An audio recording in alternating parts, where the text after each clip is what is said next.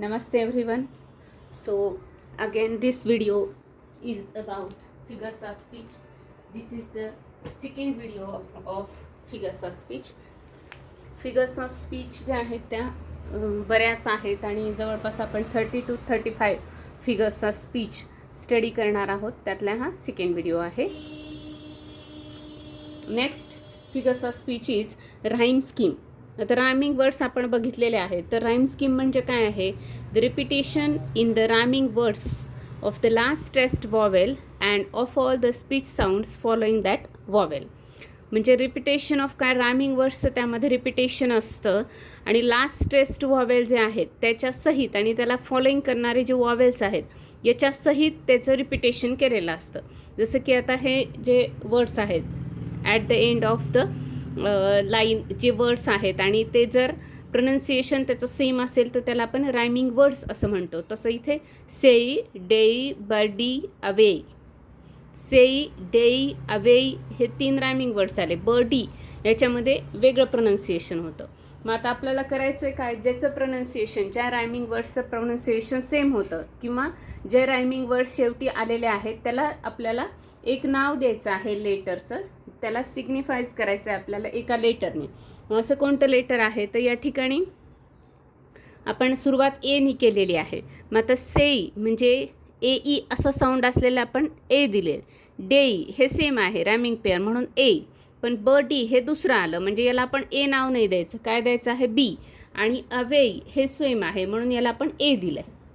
मग A B ए ही त्याची काय झाली? Rhyme scheme. म्हणजे हे जे वर्ड्स शेवटी येतात आता हे प्रत्येक स्टॅन्झामध्ये असंच कधी कधी फॉलो केलेलं असतं. म्हणजे आता या पोएममध्ये जे पुढचा स्टॅन्झा आहे ना त्याचे पण जे वर्ड्स आहेत ते असेच असतात. ए म्हणजे त्या स्टॅन्झापुरता आपण त्याला ए बी सी डी असं आपण नावं देऊ शकतो त्या रायमिंग वर्ड्सना. तर त्या पद्धतीने ते प्रत्येक स्टॅन्झामध्ये कधी कधी सेम राईम स्कीम फॉलो केलेली असते किंवा कधी कधी वेगवेगळी राईम स्कीम फॉलो केलेली असते. अशा पद्धतीने ते पोएम्स असतात. तसं आता आपण आणखी एक उदाहरण बघूया. याला राईम स्कीम असं म्हणायचं की ही काय झाली? ए बी ए या पद्धतीने झालेली आहे. आता आपण दुसरं एक एक्झाम्पल घेऊया या ठिकाणी. Said the duck to the kangaroo, good gracious how you hop over the fields and the water too as if you were never would stop. आता ही एक पोएम आहे. या पोएमचे शेवटचे शब्द आपण म्हणून बघूया. Kangaroo, hop, to, stop, pawn, beyond, you, kangaroo. आता इथे ऊ असं आलेलं आहे पहा. Kangaroo, to. तर या ठिकाणी आपण सुरुवात एनी केली आहे. तर जिथे ऊ साऊंड आहे तिथे ए केलं आहे आपण. कांगारू याला राईम कोणतं होतं आहे? Word to. त्यानंतर कुठे आहे? यू आणि रू. तर या ठिकाणी आपण ए नावं दिले आहेत. त्यानंतर दुसरा शब्द आहे हॉप. हॉपसारखाच दुसरा आहे स्टॉप. याला आपण बी म्हणलेलं आहे. आणि इकडे आता हे पॉन्ड आलं आहे तर मग ह्याला आपल्याला हे वेगळा झाला ना साऊंड. हा रू म्हणजे ऊ पण नाही झाला, ऑ पण नाही झाला, तर हा वेगळा झालेला आहे. याचं एंडिंग डनी आहे. मग त्यासारखंच असलेलं बियॉन्ड आहे म्हणून याला आपण सी असं नाव दिलेलं आहे. याला काय नाव दिलेलं आहे आपण? सी असं. म्हणून आता याची राईम स्कीम काय झाली पहा. ए बी सी ए. कारण हा स्टॅन्झा मोठा आहे. मग हा पूर्ण स्टॅन्झाची राईम स्कीम आपल्याला काढायची असते. म्हणून ह्या स्टॅन्झाची राईम स्कीम काय झालेली आहे? A B C A B C A. या पद्धतीने आपल्याला प्रत्येक पोएममध्ये काय करायचे असते? राईम स्कीम बघायची असते. मग आता प्रत्येक पोएममध्ये राईम स्कीम असेल असं आहे का? तर नाही. काही पोएम ज्या असतात त्या विदाऊट राईम स्कीम असतात तर त्याला फ्री व्हर्स असं म्हणतात. Poem in free verse. मराठीमध्ये त्याला आपण मुक्त छंदातल्या कविता असं म्हणतो. मुक्त छंद म्हणजे त्याला काही बाइंडिंग नाही आहे की शेवटचे शब्द असेच यायला पाहिजेत, यमक जुळणारे असले पाहिजेत, असं काही नाही आहे. तर त्याला आपण काय म्हणतो? फ्री व्हर्स म्हणतो. तर फ्री व्हर्समध्ये त्या पोयम असतात जर राईम स्कीम नसेल तर. अन्यथा काहीतरी राईम स्कीम त्यामध्ये मेंटेन केलेली असते, ती फाइंड आउट करायची असते. तर हा एक एक्झामला क्वेश्चन असतो की what is the rhyme scheme of the in the poem following in all stanzas. कधी कधी डिफरंट असते प्रत्येक स्टॅन्झाची, कधी कधी सेम असते. तर ती आपल्याला फाइंड आउट करायची असते. स्टॅन्झा वाईज आपल्याला त्याचा आन्सर लिहायचा असतं. Next is climax. आता क्लायमॅक्स आणि अँटी क्लायमॅक्स असे दोन आपण कंपॅरेटिव्ह बघूया. When the ideas in the line are arranged in increasing order by their importance. जर ह्या आयडियाज ज्या आहेत लाईनमधल्या त्या इन्क्रीजिंग ऑर्डरमध्ये असतील तर क्लायमॅक्स, आणि ह्या आयडियाज डिक्रीजिंग ऑर्डरमध्ये असतील तर इम्पॉर्टन्सच्या, तर त्याला अँटी क्लायमॅक्स म्हणायचं. एक्झाम्पल बघूया. When cities, gardens and cliffs and isles. With cities, gardens and cliffs and isles, the dancers dance, the musicians play, for them the show passes. आता या दोन्ही एक्झाम्पलमध्ये बघा, आता इम्पॉर्टन्स कशाला आहे, आधी सिटीला आहे, मग गार्डनला आहे, मग क्लिफ्स आणि मग आयसल्स. इम्पॉर्टन्सचा काय, हा चढता क्रम झाला. किंवा आधी डान्स करतात, मग म्युझिशियन प्ले करतात आणि शो पास होतो. या दोन्हीच्या साहाय्याने शो, म्हणजे ही नंतरची आयडिया आहे. महत्त्व कसं झालं, आधी डान्सला आहे, मग प्लेला आहे, त्यानंतर शो पास होतो त्याला आहे. म्हणजे इन्क्रीजिंग ऑर्डरमध्ये काय आहे, आयडियाज या ठिकाणी अरेंज केलेल्या आहेत. सिटीज, गार्डन्स, उत्तर कसं लिहायचं आहे, cities, gardens and clips, these words are written in increasing order. हे इन्क्रीजिंग ऑर्डरमध्ये हे वर्ड्स लिहिलेले आहेत, म्हणून या ठिकाणी क्लायमॅक्स हे फिगर्स ऑफ स्पीच फॉलो केलेलं आहे असं आपल्याला म्हणता येतं. आता इथं अँटी क्लायमॅक्समध्ये काय आहे, तर ह्याच आयडिया ज्या आहेत ह्या डिक्रीजिंग ऑर्डरमध्ये अरेंज केलेल्या असतात. जसं की The forest comprises hills and valleys, waterfalls and brooks. किंवा I die, I faint, I fall. आता यामध्ये पहा, आधी डेथ असते का, नाही, आधी फेंट असते. फेंट म्हणजे बेशुद्ध पडणे, अनकॉन्शियस. किंवा आय फॉल, आधी पडणं आहे का, तर नाही, आधी पडणं आहे, मग बेशुद्ध पडणं आणि मग नंतर डेथ असं आहे. पण इथं आयडियाज कशा फॉलो झालेल्या आहेत, तर डिक्रीजिंग ऑर्डरमध्ये. म्हणजे शेवटची गोष्ट आधी, जसे आपण इन्क्रीजिंग आणि डिक्रीजिंग नंबर 10, 9, 8 म्हटलं की ती डिक्रीजिंग ऑर्डर, तशी इथे डाय, फेंट, फॉल असे आलेलं आहे. किंवा hill, valleys, waterfall and brooks या पद्धतीने आलेले आहे. म्हणजे हिल सगळ्यात वरती असते ना, हिल सगळ्यात वरती आहे, त्यानंतर व्हॅलीज आहे, त्यानंतर वॉटरफॉल्स असे आहे. तर ही आयडिया कशी आलेले आहेत, डिक्रीजिंग ऑर्डरमध्ये आलेले आहेत.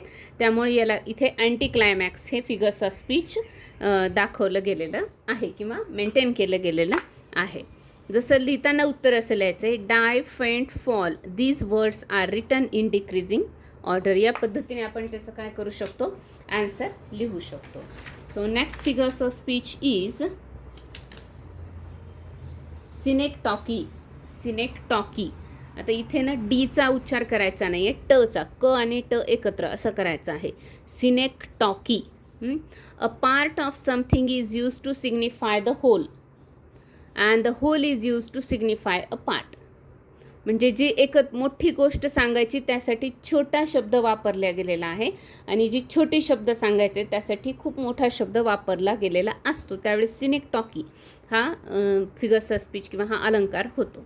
For example, all the world's bellies are fed by her. All the world's bellies are fed by her. आता इथं वर्ल्ड हा शब्द ती चिल्ड्रनसाठी वापरलेला आहे. मग आता वर्ल्डमधले सगळे आहेत का, या अर्थाने नाही, तर चिल्ड्रनसाठी, खूप जास्त चिल्ड्रनसाठी वर्ल्ड हा शब्द वापरला गेलेला आहे. 10 हँड्स म्हणजेच काय, the word used for 10 workers. म्हणजे 10 वर्कर म्हणायच्या ऐवजी 10 हँड्स ही छोटी गोष्ट या ठिकाणी बोललेली आहे. The whole village goes to the city daily to work. आता इथं होल व्हिलेज म्हणजे काय, तर पीपल इन द व्हिलेज. मग व्हिलेज हा शब्द कोणासाठी वापरलेला आहे, पीपल किंवा पर्सनसाठी. या पद्धतीने जेव्हा a part of something is used to signify the whole or the whole is used to signify a part, तर त्यावेळी सिनेक्टॉकी हा फिगर्स ऑफ स्पीच या ठिकाणी यूज केलेलं असतं. ॲन्सर असं लिहायचं आहे, the word whole village. Whole village inverted कॉमामध्ये, whole village means the people in the village असं आपल्याला त्याचा ॲन्सर लिहावं लागतं. आणि त्यानंतर सिनेक्टॉकी हे त्याचं ॲन्सर लिहायचं आहे, फिगर्स ऑफ स्पीच आयडेंटिफाय केलेलं. त्यानंतर बघूया आपण metonymy. Metonymy, the literal term is used or applied to the another thing which is closely associated with that.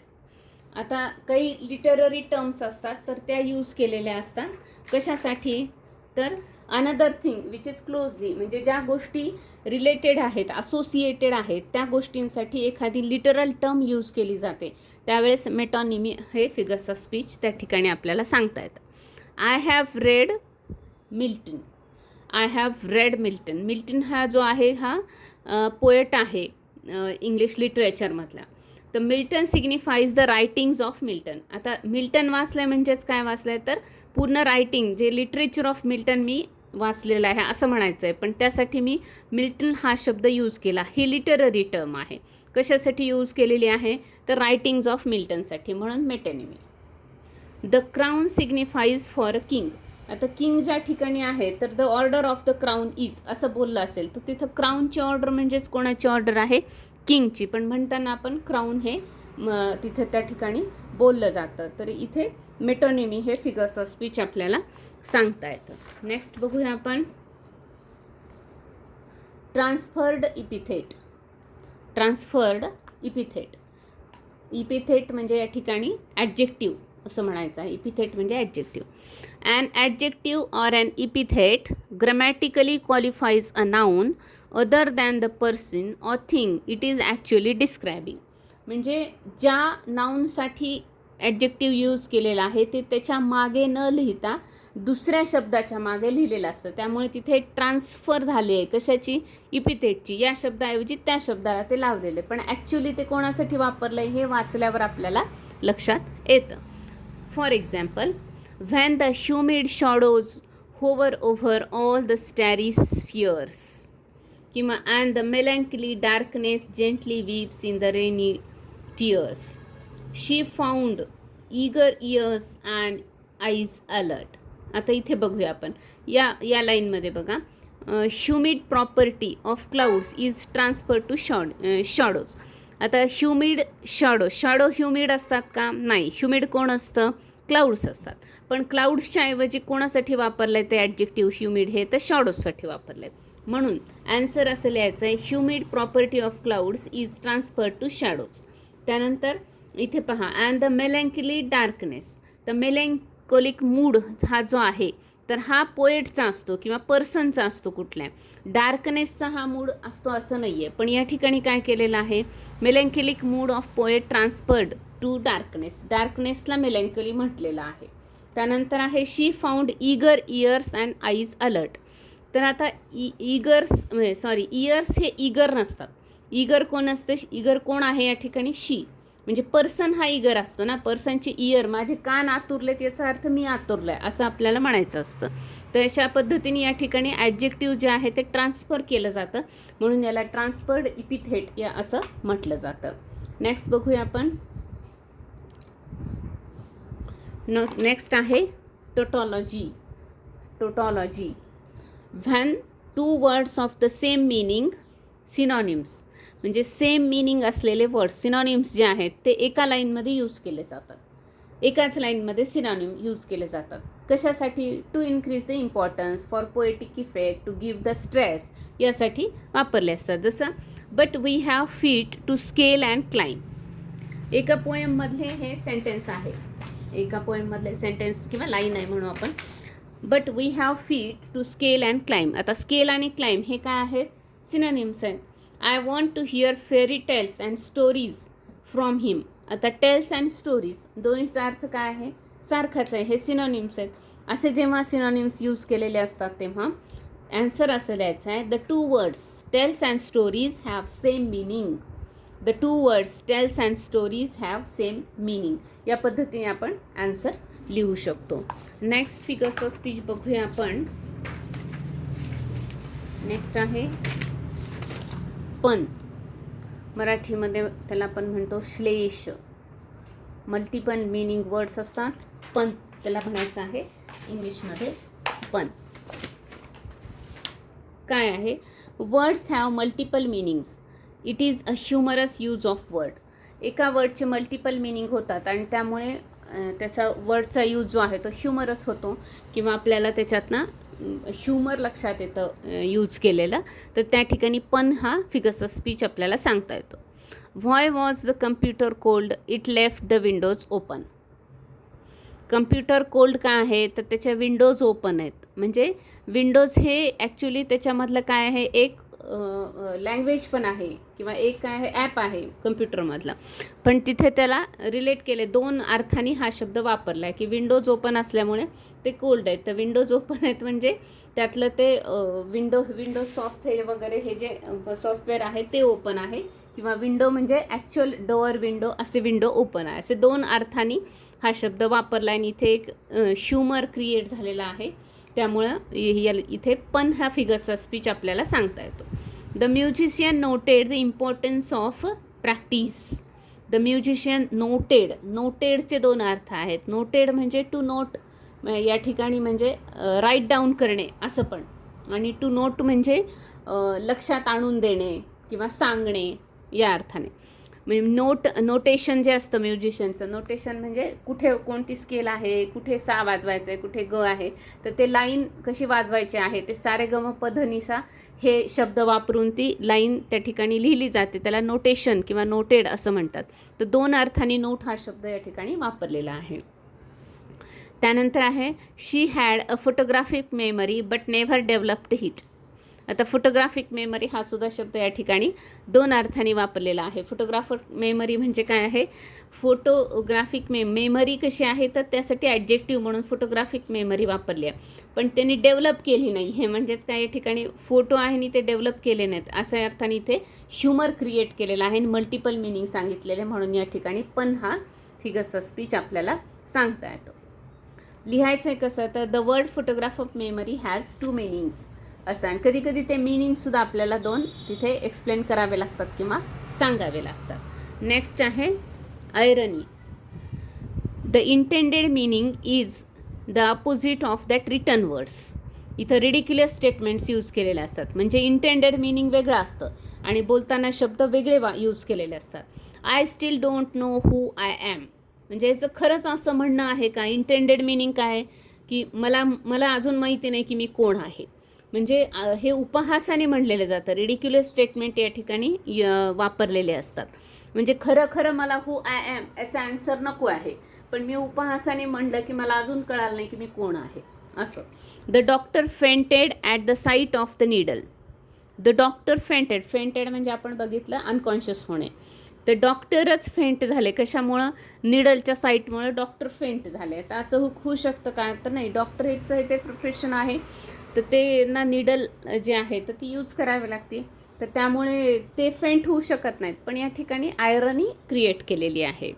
It is so nice of you to tell my secrets.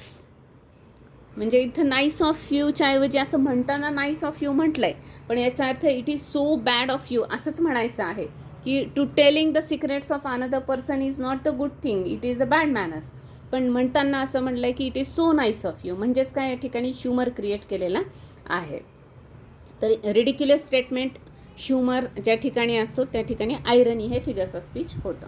The word nice is used ironically in this scenes किंवा in this sentence असं आपण म्हणू शकतो. इथंच कदाचित चुकून झालेलं आहे, इन दिस सेंटेन्स असं म्हणायचं आहे मला. Okay, so these are some figures of speech. So in the next video we will discuss some another figures of speech. Okay, thank you.